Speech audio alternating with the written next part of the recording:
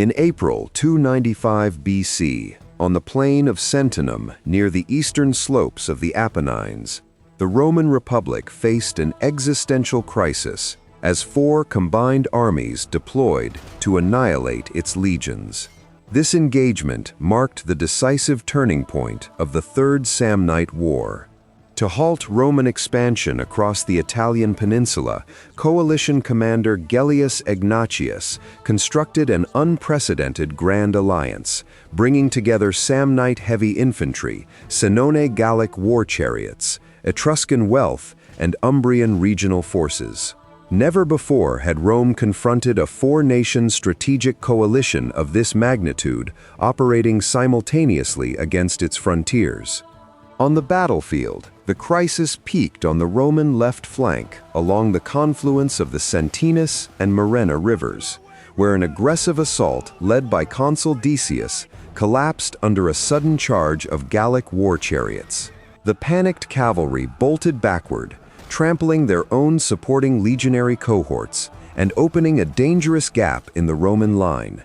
Yet, despite a near-total tactical breakdown, the outcome hinged on a calculated diversionary maneuver that drew off half the coalition prior to the main clash, and a solemn act of religious military desperation when Consul Decius bound himself and the enemy to the underworld deities through the legal ritual of Devotio.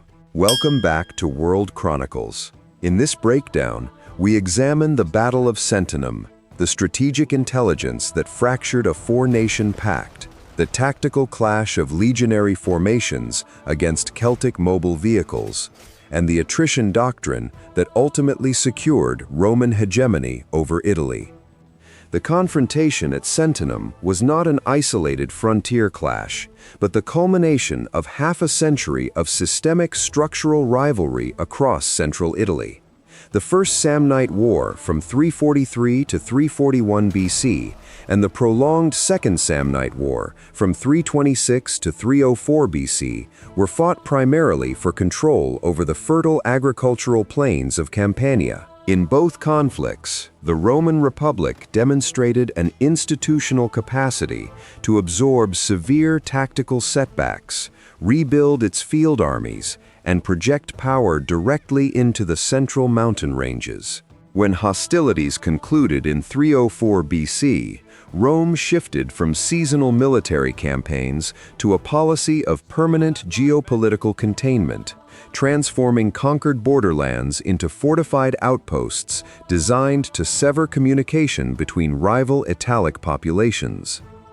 Central to this containment strategy was the systematic placement of Latin colonies along major river valleys and mountain passes. In 303 BC, the Senate dispatched 6,000 adult male colonists to Alba Fucens in the territory of the Aequi, establishing a heavily garrisoned urban bastion overlooking the highland approaches.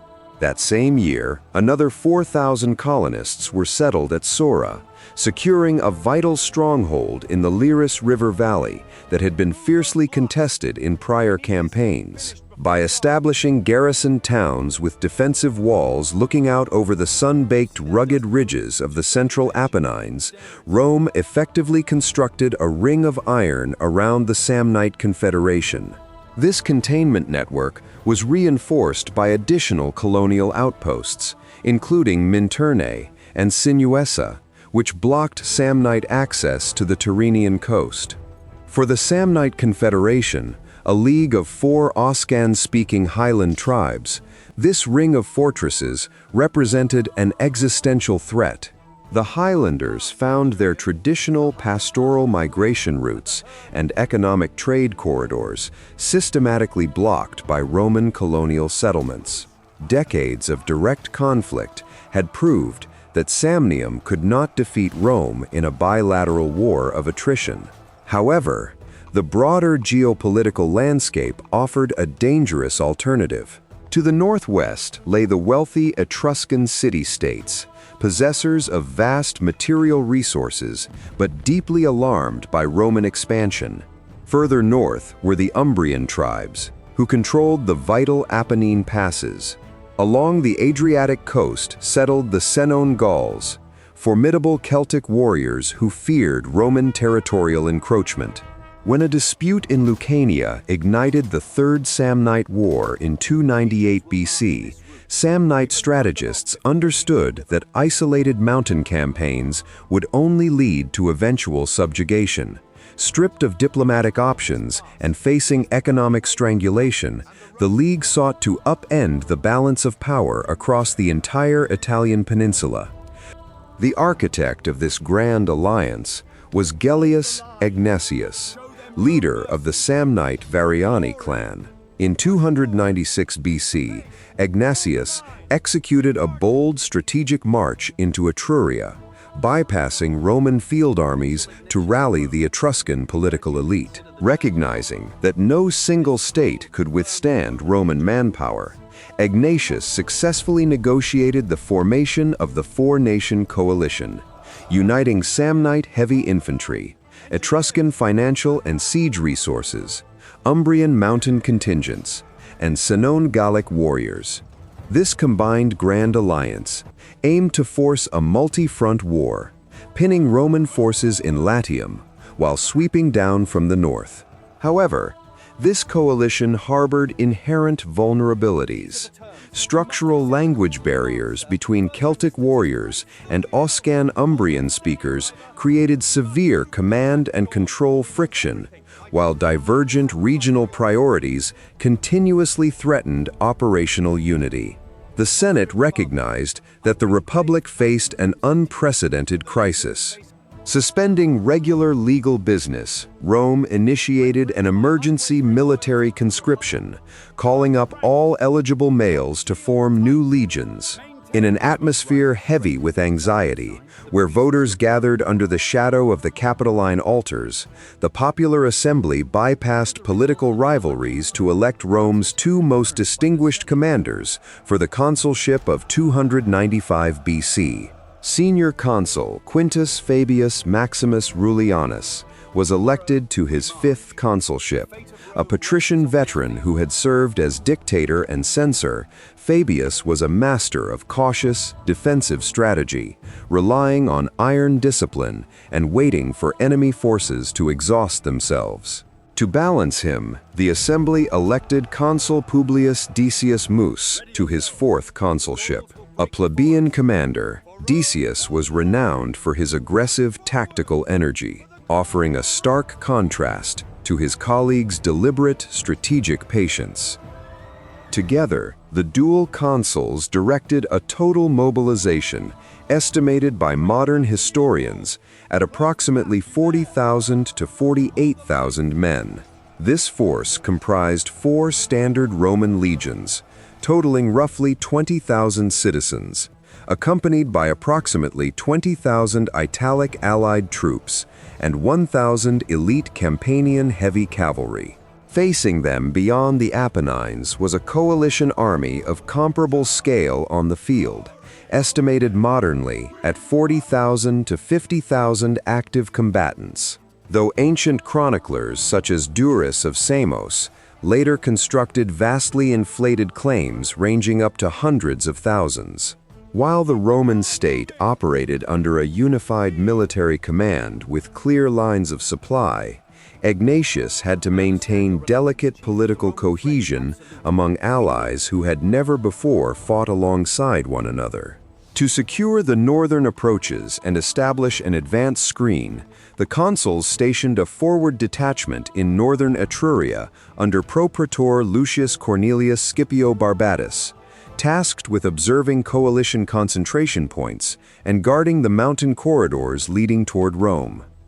Disaster unfolded in early 295 BC near the strategic Apennine Pass of Camerinum. Historical sources present a notable contradiction regarding this opening engagement.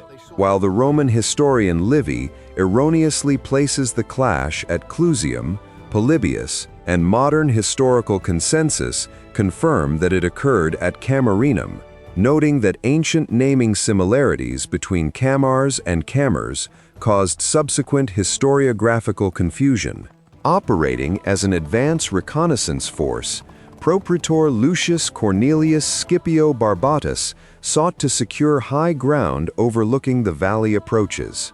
However, Senone Gallic warbands maneuvered through the wooded terrain faster than Roman intelligence anticipated, completely surrounding the isolated vanguard. The single legion was utterly overwhelmed, resulting in the destruction of roughly 4,000 to 5,000 legionaries before secondary elements could render assistance. The tactical setback was immediately amplified by a deliberate act of psychological warfare. Rather than pressing their advantage against the main Roman columns, Gallic horsemen rode toward the consular outposts, displaying grim trophies from the field. Mounted riders approached the Roman scouting lines, chanting ancestral war songs, their horses' trappings draped with the bloodied, severed heads of fallen legionaries, while others held impaled heads high on their spear points. This ancient Celtic custom of headhunting aimed to paralyze an enemy's discipline prior to battle. For the Roman ranks, the sight of an entire vanguard's horrific annihilation delivered a profound psychological shock, confirming that the northern forces were intent on complete destruction. When news of the disaster arrived in Rome, the Senate immediately enacted crisis protocols to stabilize the Republic. Civil and commercial affairs were suspended under a formal declaration of Justitium, freezing administrative business across the capital. Emergency mobilization decrees bypassed traditional social exemptions, conscripting older men and unpropertied citizens into newly formed reserve cohorts to man urban walls and secure supply lines. Yet, despite the widespread alarm across Latium, Roman institutional discipline held firm. Refusing to adopt a purely defensive posture within the city, Senior Consul Fabius and Consul Decius marched the combined consular legions directly across the Apennine range. Descending into Umbria, the consuls discovered that coalition commander Gellius Egnatius had successfully assembled the 4 allied nations in a formidable central camp near Sentinum, where the Senone Gauls and Samnites were bolstered by thousands of Etruscan and Umbrian troops. A frontal assault against this combined numerical superiority carried an unacceptably high risk of total defeat. Senior Consul Fabius recognized that a direct frontal assault against the unified coalition at Sentinum presented unacceptable tactical risks. Opportunity arose when 3 deserters from Clusium secretly entered the Roman lines under cover of night, revealing the coalition's overarching operational plan. Gellius Egnatius had agreed with his allies that while the Samnites and Gauls pinned the Roman legions on the plain, the Etruscans and Umbrians would execute a sweeping night assault against the Roman camp. Acting on this intelligence, Senior Consul Fabius dispatched urgent orders to 2 pro-Praetorian reserve forces stationed near Falerii and the Vatican, commanded by Propraetor Fulvius Centumalis and Propraetor Postumius Megellus, instructing them to advance rapidly toward Clusium and systematically lay waste to the Etruscan hinterland. This strategic diversion achieved immediate operational success. As smoke from burning villa estates and unharvested fields rose over the Etrurian countryside, panic spread through the Etruscan and Umbrian contingents at Sentinum. Lacking a centralized political apparatus or unified military command, these regional contingents, prioritizing the defense of their home territories, abandoned the alliance encampment. Without engaging in a major battle against Etruria, Senior Consul Fabius severed nearly half of coalition commander Gellius Egnatius's total force before a single weapon was drawn at Sentinum. The Grand Alliance fractured, leaving only the heavy infantry of the Samnites and the warbands of the Senone Gauls to face the Roman legions. The remaining forces deployed upon the plain of Sentinum, situated along the eastern slopes of the Apennines, near the confluence of the Sentinus and Murena rivers. The open valley floor favored heavy infantry tactical maneuvers, though surrounding ridges and river channels limited wide cavalry envelopments. For 2 days, the opposing forces pitched camp roughly 4 miles apart, conducting limited cavalry probes and light skirmishes to test the enemy's disposition. On the third morning, both armies marched onto the plain in battle order. Senior Consul Fabius took position on the Roman right wing with legions 1 and 3 to face Gellius Egnatius's Samnite legions. Opposite the Gallic warbands on the left wing, Consul Decius arrayed legions 5 and 6, backed by allied contingents. Prior to the clash of lines, ancient chronicles record a striking omen that passed between the armies.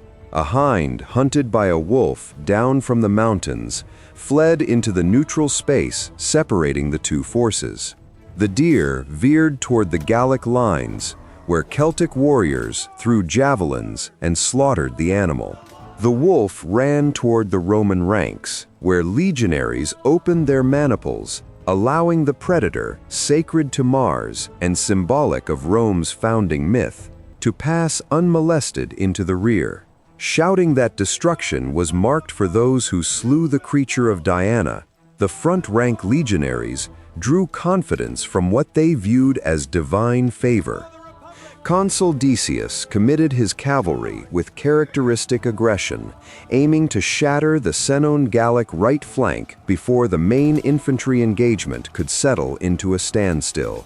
Leading the charge himself, Decius drove his squadrons forward in 2 successive assaults that successfully drove back the Gallic horsemen.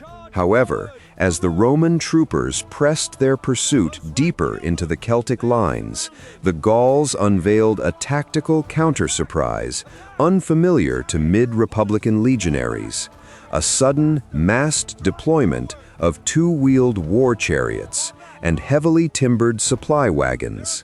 The sudden assault of these heavy wooden vehicles created a violent tactical shock. Unaccustomed to the frantic clatter of iron-shod wheels and clattering timber, the Roman horses panicked, bolted out of formation, and dived back through their own advancing infantry. The resulting chaos instantly unraveled the Roman left wing.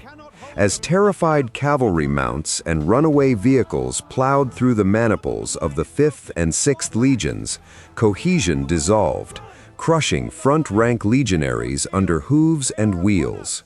Capitalizing on the disorder, the Gallic infantry surged forward with a heavy charge, threatening to sweep away the entire wing. Decius attempted to rally his fleeing troops by calling upon individual officers and physically blocking retreating ranks, but the momentum of the Gallic advance proved impossible to check by conventional command authority. Realizing that his wing was minutes away from total annihilation, the consul turned to an ancient institutional form of military religious sacrifice to avert catastrophe. Decius summoned Pontifex Marcus Valerius to conduct the solemn legal religious contract known as Devotio. The ritual was not an act of spontaneous despair, but a highly formalized state ceremony embedded in Roman pontifical law, designed to transfer divine wrath from the legions onto the opposing army. Wrapping his magistrate's toga over his head in the sacred Cinctus Gabinus style, Decius stood with both feet planted on a weapon laid flat upon the ground. Prompted by the priest, he recited the ancient archaic formula, solemnly dedicating his own body alongside the legions, weapons, and auxiliaries of the enemy to Tellus, Mother Earth, and the Dii Manes, the gods of the Underworld. Having completed the solemn vow, Consul Decius mounted his horse, drew his sword, and rode single-handedly into the densest mass of the Gallic formation. He was almost instantly impaled by Gallic javelins and spears, falling amidst a heap of fallen weapons. while modern scholars naturally view Devotio as an extreme mechanism of psychological warfare intended to restore military morale, to ancient combatants, the impact was profoundly spiritual and immediate. To the Roman legionaries, the consul's death signified that their debts to the gods had been paid and that their enemies were now cursed. The retreating soldiers halted, reorganized their ranks, and returned to the battle with renewed ferocity. Conversely, the Gallic assault lost its aggressive momentum. Stunned by the sight of an enemy commander voluntarily galloping to his death while shouting curses, the Celtic front ranks froze, uncertain whether to advance into a space they now believed to be haunted by underworld deities. Pontifex Marcus Valerius, whom Decius had invested with field authority, moved along the line, shouting that the Romans were victorious and that the Gauls had been delivered to death. The panic that had threatened to destroy the Roman left wing was successfully contained, stabilizing the front along the riverbank. Senior Consul Fabius had deliberately restrained the 1st and 3rd legions facing coalition commander Gellius Egnatius's Samnites.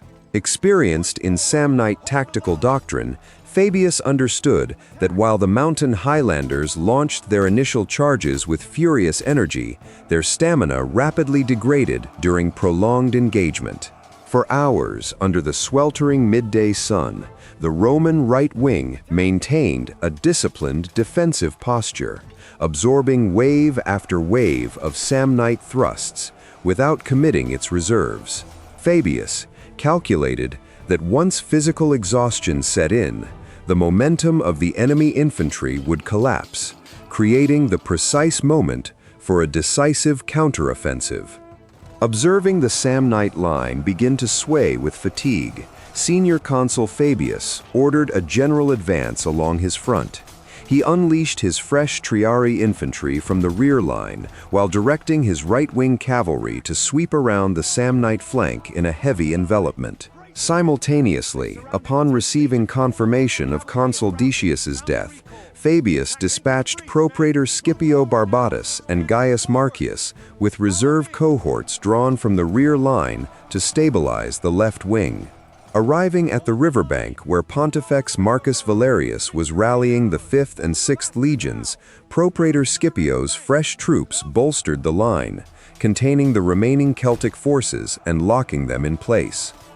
As the Samnite infantry broke under Fabius's pressure and retreated toward their camp, the Senone Gauls found themselves isolated on the field.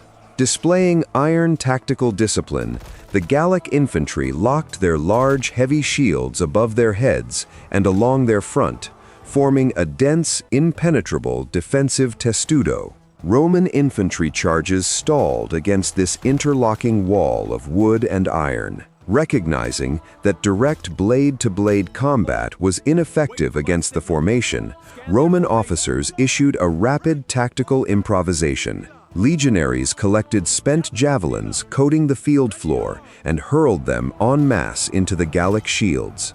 The heavy iron points jammed into the wood, bending upon impact and weighing down the enemy shields so severely that Gallic warriors were forced to cast them aside, exposing their bodies. With the Gallic defensive wall compromised by the shower of heavy javelins, Senior Consul Fabius delivered the final tactical hammer blow. He ordered an elite contingent of 500 Campanian heavy cavalry lancers to sweep wide around the engagement and charge directly into the exposed rear of the Gallic formation. Struck simultaneously by heavy infantry from the front and cavalry lancers plunging into their rear ranks, the Gallic formation shattered completely.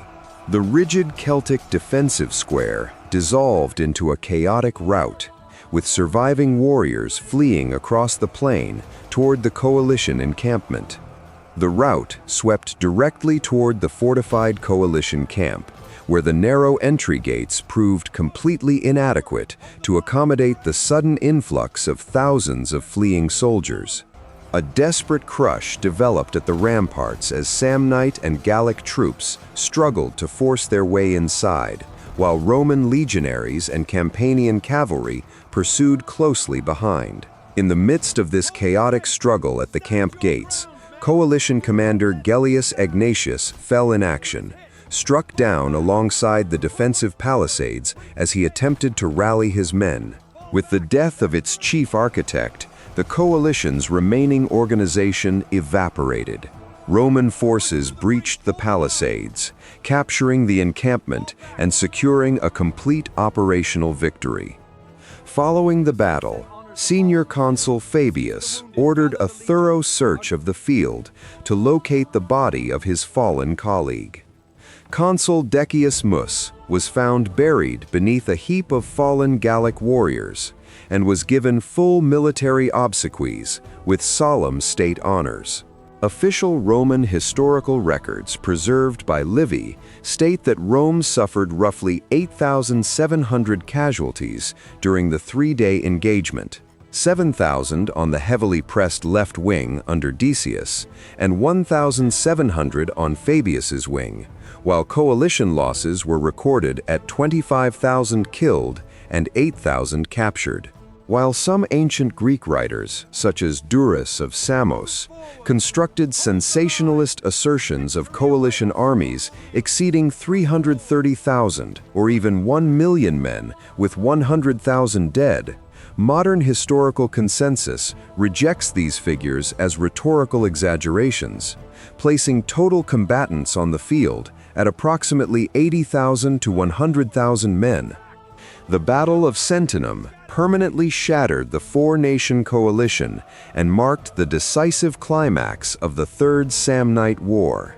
Deprived of unified leadership and facing isolated Roman campaigns, the Etruscan city-states and Umbrian tribes separately negotiated peace terms, acknowledging Roman dominance.